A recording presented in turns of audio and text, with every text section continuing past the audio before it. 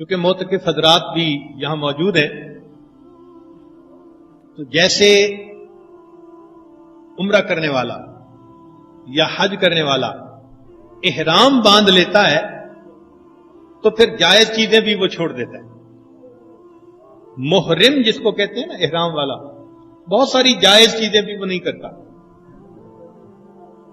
منع ہو جاتی ہیں. خوشبو لگانا جائز تھا، احرام کے بعد منع. بال کاٹنا جائز تھا، احرام کے بعد منع.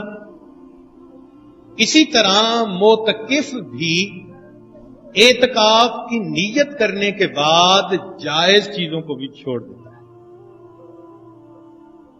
مسجد میں رہتے ہوئے ایک تو مسجد کے آداب کا خیال رکھیں، اور یہاں پر جتنا آپ خاموش رہ سکیں اتنا بہتر ہے. حد الوسع کم بات کریں،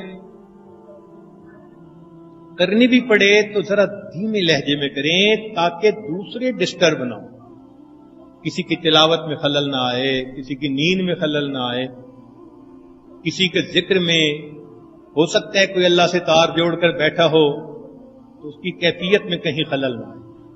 ہمیں چونکہ گھروں میں بھی اونچا بولنے کی عادت ہے تو اس لیے کئی مرتبہ مسجد میں بھی اونچا بولتے رہتے ہیں اور بھول جاتے ہیں کہ بھئی ہم ایک ایسی جگہ پر ہیں جہاں اور بھی بہت سارے لوگ اسی نیت کے ساتھ ہیں. تو اس لیے ایک تو اونچا بات کرنے سے پرہیز کریں، چاہے کھانے کے دوران چاہے کھانے کے علاوہ.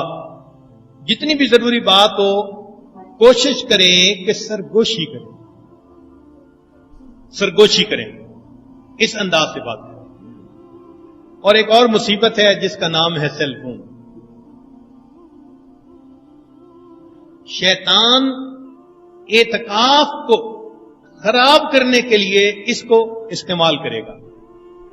یہ خنجر در بغل ہے، خنجر در بغل ہوتا تھا، یہ فون در جیب ہے. بس وہ اس کے ذریعے سے آپ کے اعتکاف کے اندر خلل ڈالنے کی کوشش کرے گا. ان 10 دنوں میں چونکہ نیت کر لی، اس لیے اب سیل فون کو بھی حد الوسع استعمال نہ کریں. اتنی ایمرجنسی تو نہیں ہوتی کہ سیل فون کے بغیر کھانا ہضم نہیں ہو رہا، یا سیل فون کے بغیر نیند نہیں آ رہی، یا سیل فون کے بغیر پتہ نہیں کوئی آسمان گر جائے گا. بالکل آسمان نہیں گرتا، یقین دلاتے ہیں. آپ سیل فون کو 10 دن بالکل استعمال نہ کریں. رہ گئی بات خیر خیریت کی تو گھر والوں کو پہلے سے ہی بتا دیں کہ بھئی 10 دن میں no news is a good news.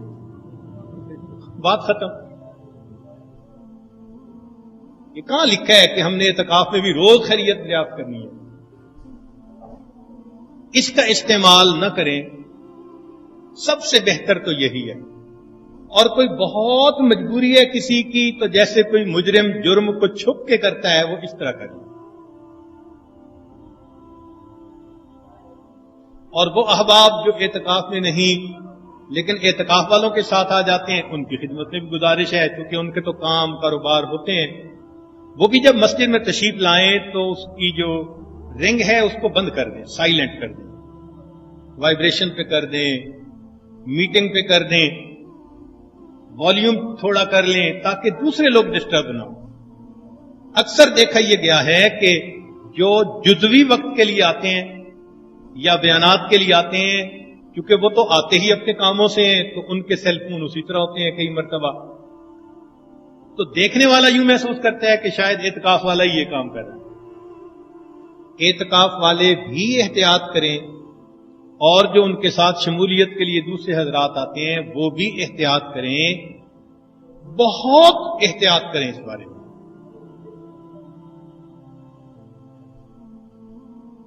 کوشش یہ کریں کہ اس کے استعمال کی ضرورت ہی پیش نہ آئے.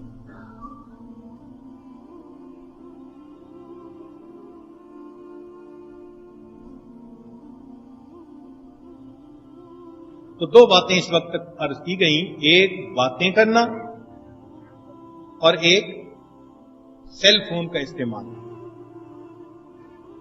دوسروں کا جتنی رعایت کریں گے نا اور ان کا خیال رکھیں گے اتنا اجر زیادہ ملے گا. آپ خود غور کریں کہ سیدنا رسول اللہ صلی اللہ علیہ وسلم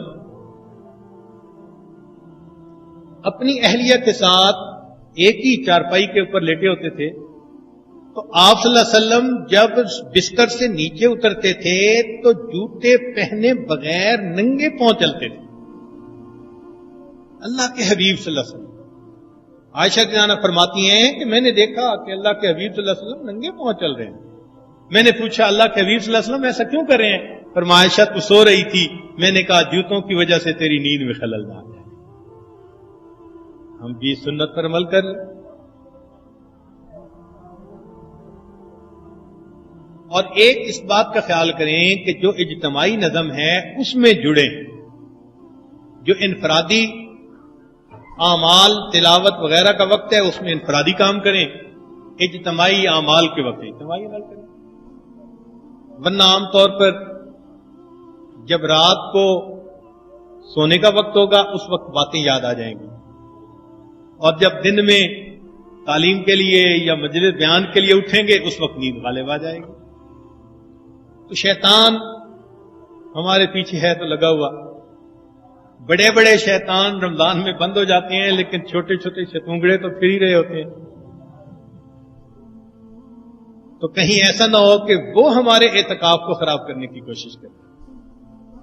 ایک دوسرے کے ساتھ حسن اخلاق کے ساتھ، محبت کے ساتھ، پیار کے ساتھ، اچھے انداز کے ساتھ ہم رہیں۔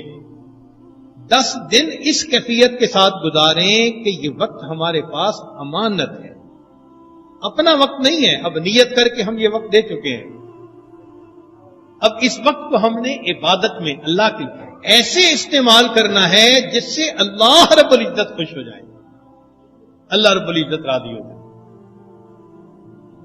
ہیں تو 10 دن، لیکن ان 10 دنوں میں پھر آپ اپنی شروع اور بعد کی کیفیت کے درمیان موازنہ بھی خود کیجئے گا، دیکھیے گا کہ پھر اس کے کیا اثرات ہوتے ہیں۔ من طلب فقد وجد، من جد فقد وجد۔ اللہ تعالیٰ محنت ضائع نہیں فرماتے۔ ہمارے ہاں مزدور مزدوری کرنے آتا ہے تو جس کے دل میں تھوڑی سی شرافت ہوتی ہے وہ بھی شام کو مزدوری دیے بغیر اس کو نہیں واپس بھیجتا، تو کیا سوچتے ہیں اس مالک الملک کے بارے میں کہ زمین و آسمان کے خزانوں کی کنجیاں جس کے ہاتھ میں ہیں؟ اگر ایک بندہ 10 دن رات اللہ کے لیے اس کے گھر میں آ کر بیٹھا اور اس نے دہلیز پکڑ لی کہ اللہ آپ کو منانے کے لیے آیا ہوں، کیا اللہ تعالیٰ اس مزدور کی مزدوری دیے بغیر اس کو چھٹکارا دے؟ ایسا ہرگز نہیں ہو سکتا۔ اللہ تعالیٰ کا ارادہ خیر کا ہے، اس لیے انہوں نے یہاں آنے کی توفیق دی۔ دعا کرتے ہیں اللہ تعالیٰ ان دنوں میں ہمیں بھرپور عبادت کے ساتھ اپنے عیوب ختم کرنے کی، گناہوں سے توبہ کرنے کی اور ایک اچھا انسان بننے کی توفیق عطا فرما۔ وآخر دعوانا ان الحمد للہ۔